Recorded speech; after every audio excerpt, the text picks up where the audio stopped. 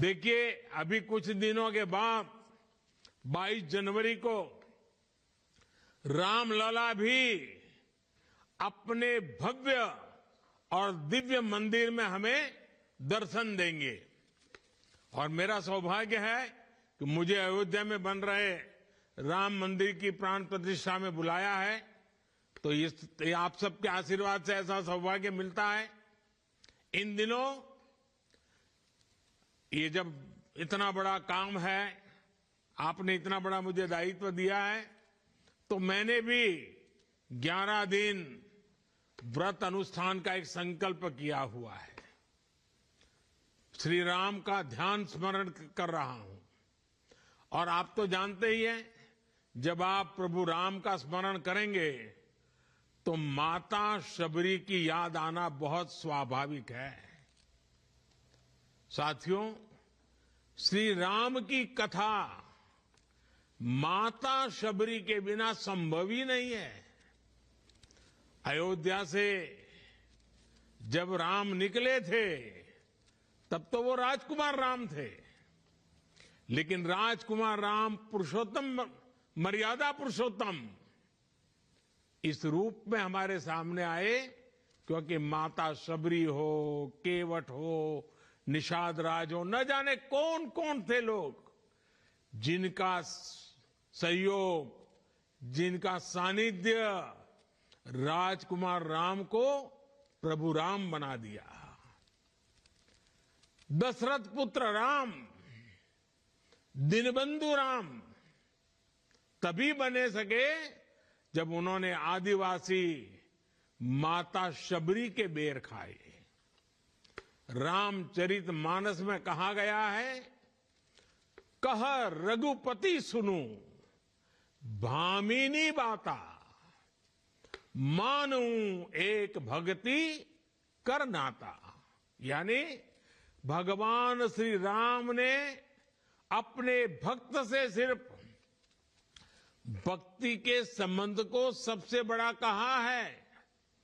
त्रेता में राजा राम की कथा हो या आज की राजकथा, बिना गरीब, बिना वंचित, बिना वनवासी भाई बहनों के कल्याण के संभव ही नहीं है।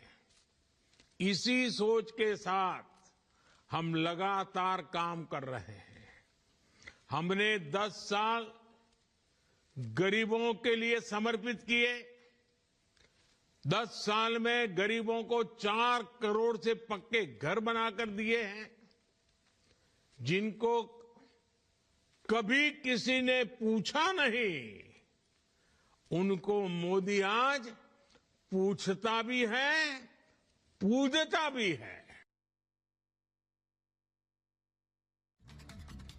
और रुक करते हैं इस वक्त की बड़ी खबर का। बड़ी खबर यह है कि प्राण प्रतिष्ठा को लेकर रामभद्राचार्य ने विपक्ष पर तंज कसा है। उन्होंने कहा जिसे कोई काम नहीं है वो बुराई करते हैं, खिसियानी बेली खंबा नोचे। तो देखिए, प्राण प्रतिष्ठा को लेकर विपक्ष पर उन्होंने तंज कसते हुए कहा जिसे कोई काम नहीं होता वो विरोध करते हैं, वो सवाल खड़े करते हैं। और उन्होंने एक मुहावरे का इस्तेमाल भी किया। उन्होंने कहा कि खिसियानी बिल्ली खंबा नोचे, जिनको कोई काम नहीं वो सवाल खड़े करते हैं। और उन्होंने ये भी कहा कि प्राण प्रतिष्ठा को लेकर जिस तरह का बयान विपक्ष दे रहा है वो निंदनीय है। अयोध्या वासियों की जो प्रतिक्रिया हुई थी वही प्रतिक्रिया इसमें मेरी है। मेरे हर्ष का कोई ठिकाना नहीं है। मैंने 3 प्रतिज्ञा की थी। 2 प्रतिज्ञाएं, पहली कि श्री अयोध्या में कथा करने तब आऊंगा जब राम जन्मभूमि का निर्णय हो जाएगा, एक। और दूसरी प्रतिज्ञा की थी कि अपनी राम कथा में श्री राम राज्याभिषेक का उत्सव तब करूंगा जब ये निर्णय हमारे पक्ष में आ जाएगा। दोनों प्रतिज्ञाएं भगवान ने पूरी कर ली, तो मैं बहुत प्रसन्न हूं।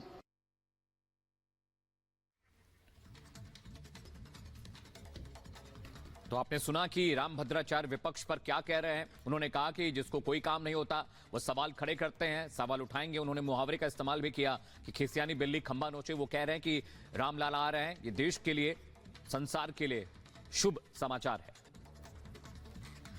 तो यहाँ पर खिसियानी बिल्ली खंबा नोचे वाला हाल है, ये भी उन्होंने कहा है। और एक भव्य आयोजन अयोध्या में उनकी तरफ से किया जा रहा है। वही मीडिया से मुखातिब होते हुए उन्होंने यहाँ इंडी गठबंधन पर भी बयान दिया है। और प्राण प्रतिष्ठा पर बोले श्री श्री रविशंकर, प्राण प्रतिष्ठा की तिथि बिल्कुल सही है। वो ये भी कह रहे हैं कि राम मंदिर बनाने से देश प्रगति करेगा। श्री श्री रविशंकर ने इसको लेकर कई अहम बातें कही हैं, सुनिए क्या कहना है उनका। तो बता दें आपको कि श्री श्री रविशंकर से रिपब्लिक मीडिया नेटवर्क के editor in chief Arnab Goswami ने खास बातचीत की। इस दौरान उन्होंने कहा है कि प्राण प्रतिष्ठा का समय बिल्कुल सही है। साथ ही उन्होंने कहा है कि इस पर सवाल नहीं खड़े किए जाने चाहिए। पुण्य स्थान पर पहले मूर्ति और अब फिर राम मंदिर बन रहा है। राम मंदिर बनने से देश प्रगति करेगा। हमारे साथ गुरुदेव श्री श्री रविशंकर जुड़े हुए हैं आज। गुरुदेव, 2-3 सवाल करूंगा शीघ्रता में।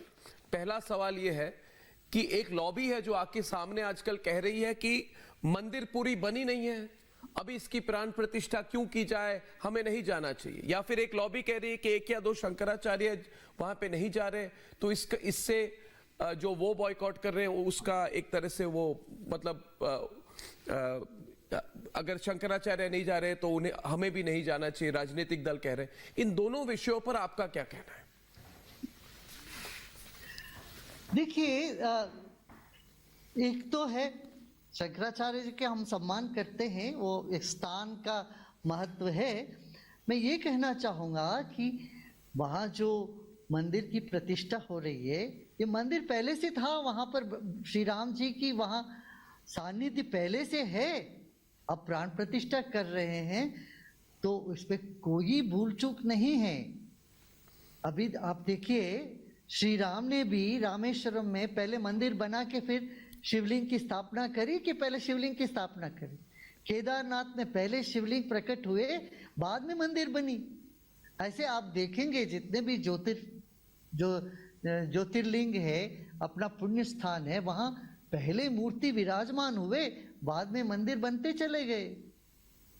तो हम तो अथॉरिटी के साथ बोल सकते हैं, हम इसको पूरी तरह से हम जो है देखेंगे तो लगता है कि इसमें कोई दोष नहीं। यदि कोई दोष भी होता है, हर काम में कुछ ना कुछ दोष, और समर्थ गुरु वहां बैठते हैं तो दोष सब निवारण हो जाता है।